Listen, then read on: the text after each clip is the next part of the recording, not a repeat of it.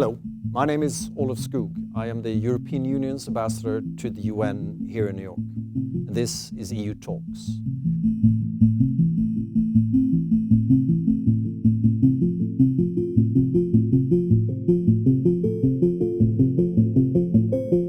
I want to welcome you back to the episode of EU Talks, and I'm very proud to be here today with Karin Landgren. She's the Executive Director of the Security Council report, and no one understands and analyzes the Security Council better than she does. So Karin, welcome to EU Talks. Thank you so much.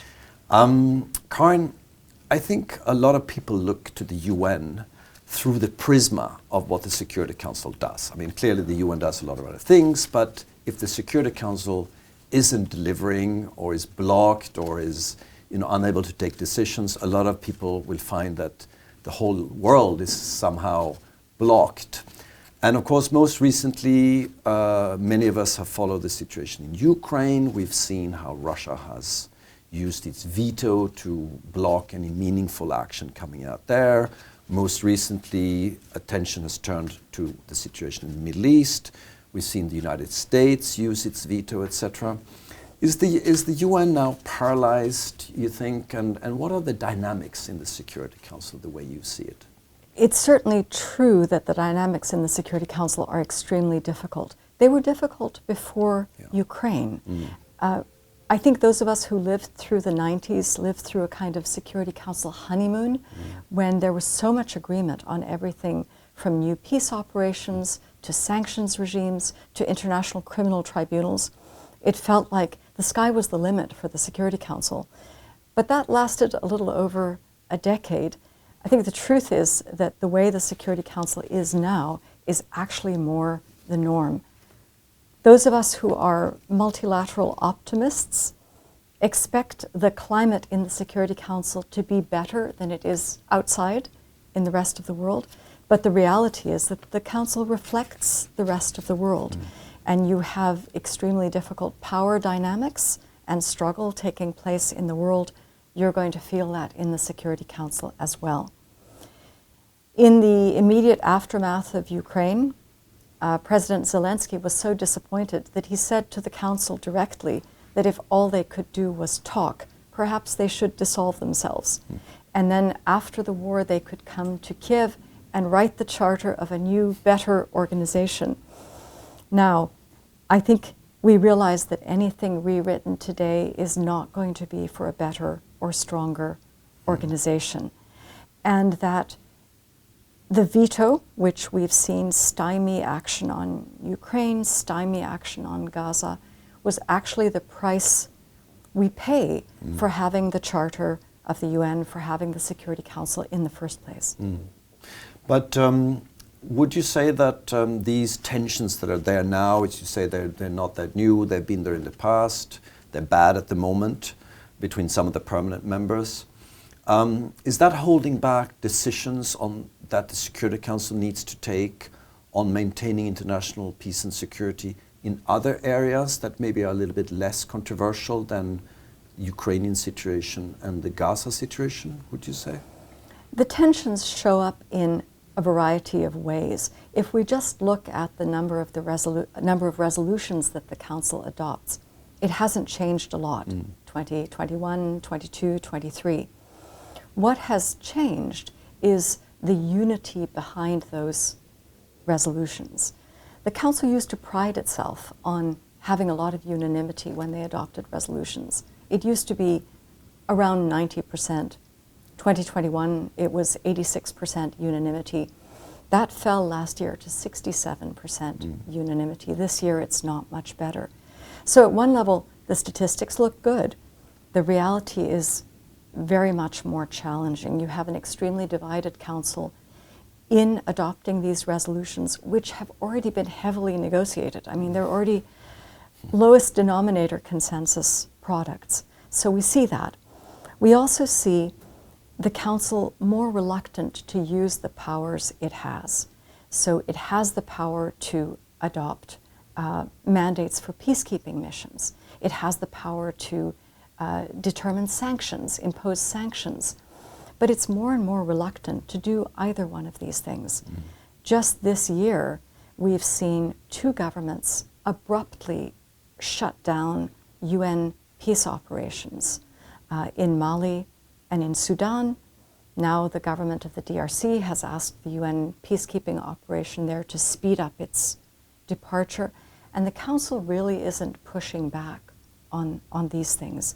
As you said, we've seen peacekeeping as one of the centerpieces and the best success stories of much of what the UN is known for in the world, the blue helmets, etc. You see that being is that something of the past? Will we not see that coming back as an important instrument for the United Nations, you think? Is this something we should accept, or? One of the things the Secretary General calls for in his new agenda for peace is a serious reflection on the future of peacekeeping by both the Security Council and the General Assembly. In April 2024, it will be 10 full years since the Security Council adopted a new peacekeeping operation, set up a new peacekeeping operation. So peacekeeping operations are certainly not a tool that they are ready to turn to now. I think it's premature to say that peacekeeping is dead. The reality is it's suited only for some situations. If there isn't a peace to keep, if there is an asymmetric threat situation, if there's a need for enforcement action on the ground, peacekeeping is not what you want to turn to. So it still seems to be a platform, a council where many countries aspire to be members. Can you say something about the dynamics between the elected members, the 10 of them, and the permanent members, and especially maybe in a situation where the relationship between some of the permanent members is a very difficult one? The shift in dynamics between the permanent and the elected members is one of the most interesting stories, I think, of the last 8 to 10 years. The permanent members have traditionally been quite, let's say, dismissive of the elected members. There was an era when they were heard to refer to the elected members as the tourists. Of course, they stay only 2 years, so they're there and then they're gone.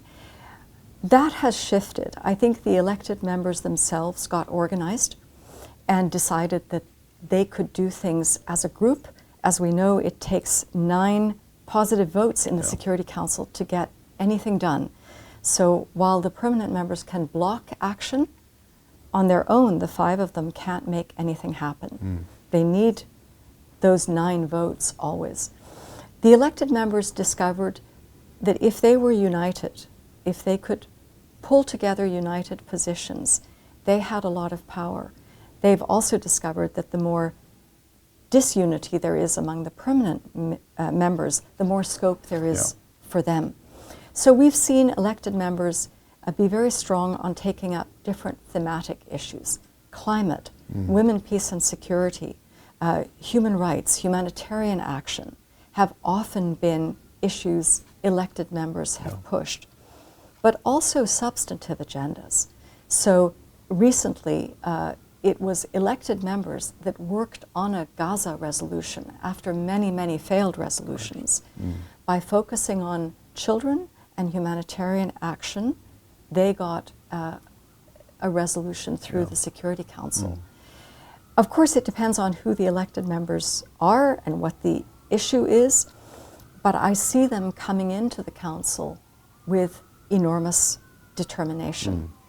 Security Council report works a lot with incoming elected members, and we often quote to them something you said when Sweden came off the Council, which was the advice to be bold, but have a thick skin.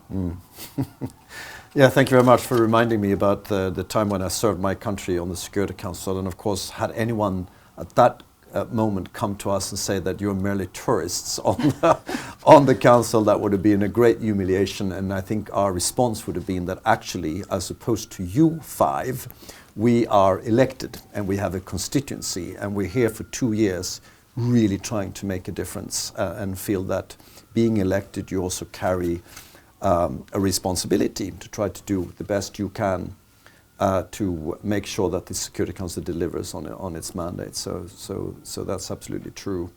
I was thinking about what we discussed before a little bit about the Ukrainian situation, the Gaza situation. Over the last years, there is a new initiative that once the veto is cast, you are obliged to, or the General Assembly will take over the issue and have the country that has cast a veto explain itself in front of the broader membership in the UN. Are you seeing any tendency of the General Assembly taking on maybe a stronger role when it comes to international peace and security in a situation where over the last year or so we've seen more use of the veto? One of the consequences of the Council's response or lack of response to Russia's invasion of Ukraine was to shift attention back to questions of reform. When everyone saw what the Council couldn't do in that situation, what they haven't been able to do in the Middle East peace process, it opened up discussion of whether the Security Council is fit for purpose. And while discussions go on about formal reforms, which require amending the UN Charter, which is very complicated to do, I think more member states have become aware that there may be some informal reforms or informal scope for getting more involved and in a way enhancing the legitimacy of the process. So one of the consequences of the Council's failure to act on Ukraine was, first of all, the Council referred the situation to the General Assembly using a process called Uniting for Peace that had not been used in 40 years. And as you indicated, the General Assembly adopted a resolution through which every time there's a veto, they will discuss it within 10 days. That's greater involvement of the GA in issues on the Council's agenda that we've seen for some time. Now, not all GA members, I think, are entirely comfortable being in a situation where they will be heavily lobbied by both sides, where the GA is going to have a vote. But I think this is gathering steam and gathering strength.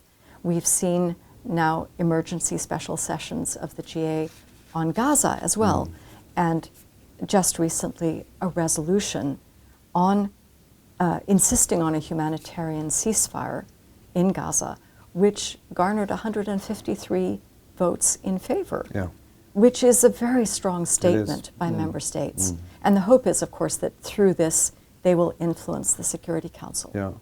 How is that agenda being advanced, do you think, in the Security Council now, the broader security issues, compared to where, they weren't really envisaged in the UN Charter? You mentioned peacekeeping before, how that was a big thing, maybe a little bit less now.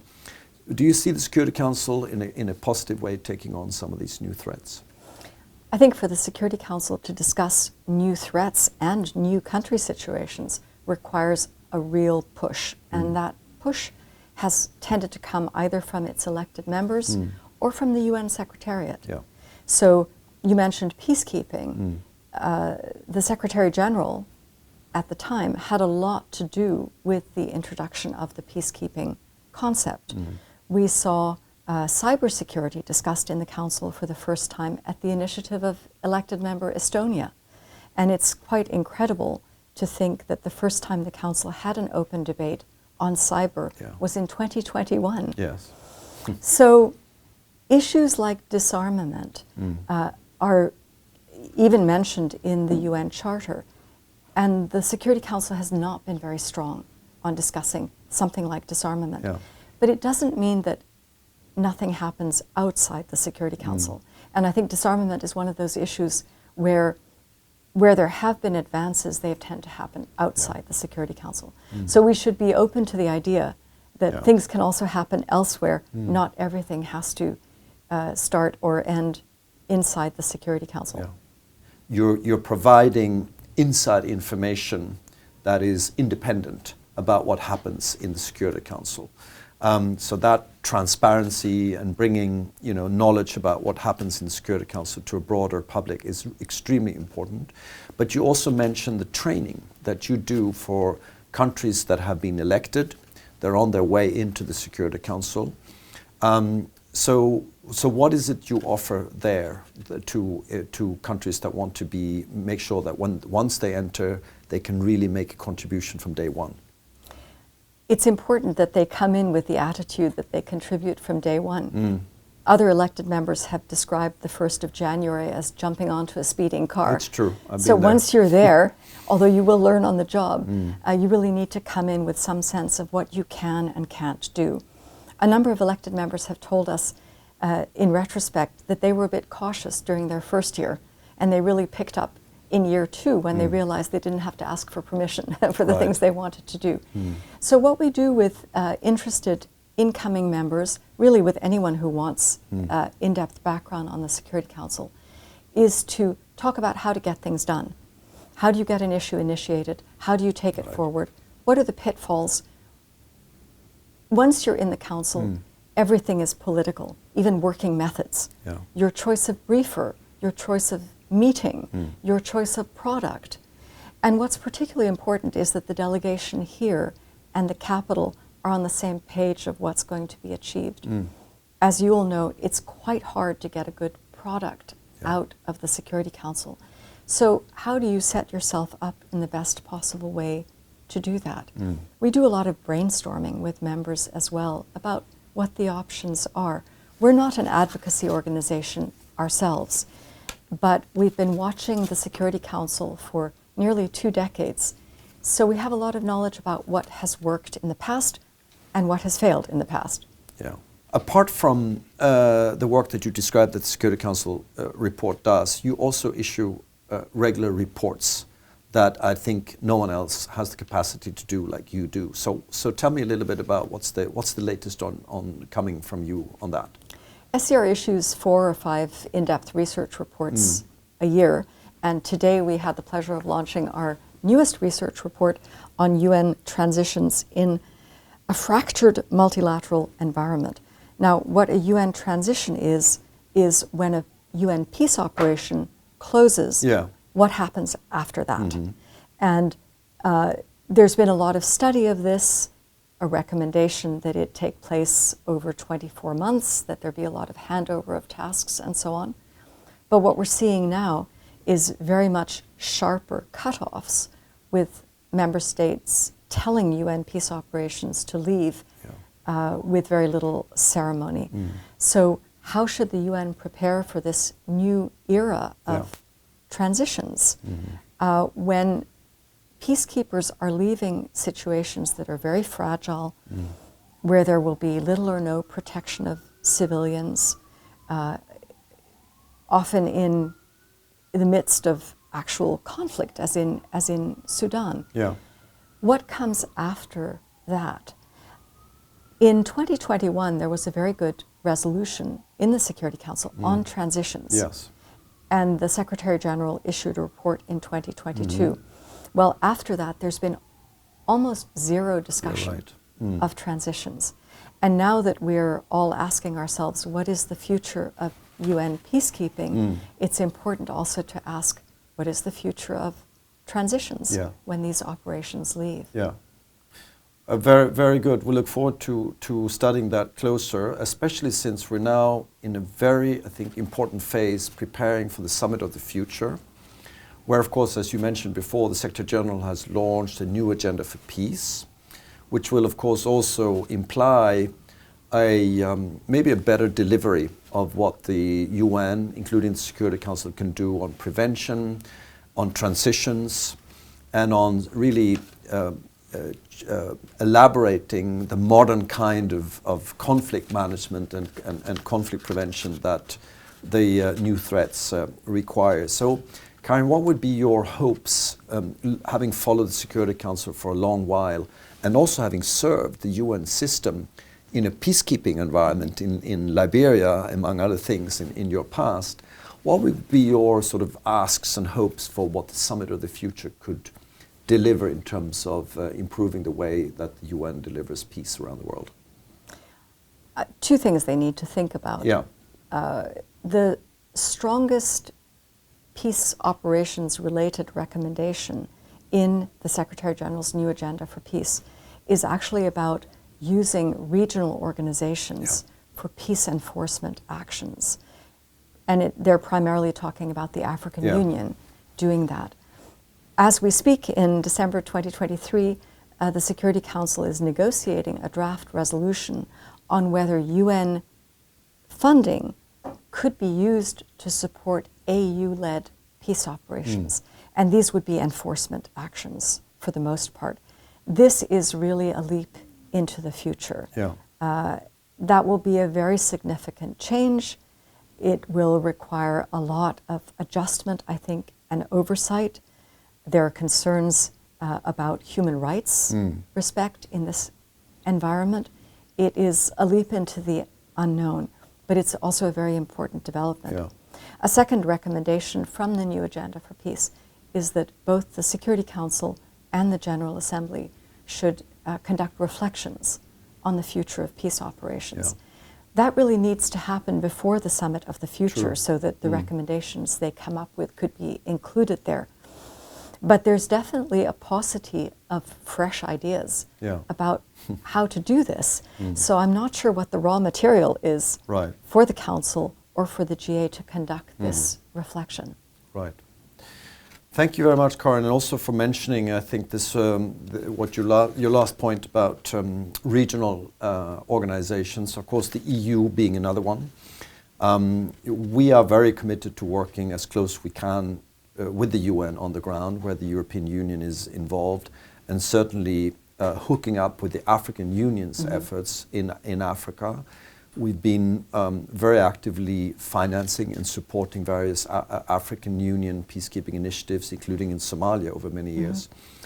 So I think what you just described as the Security Council taking further decisions on how to empower regional organizations to do some of the peace enforcement work, which of course has to square the circle between financing, oversight, as you say, because it will still be a UN mandate somehow, is certainly something to maybe the future of peacekeeping. But I understand what you're saying, that we're not there just yet. Yes, I think with that, Karin, I wanted to thank you very much for joining us today.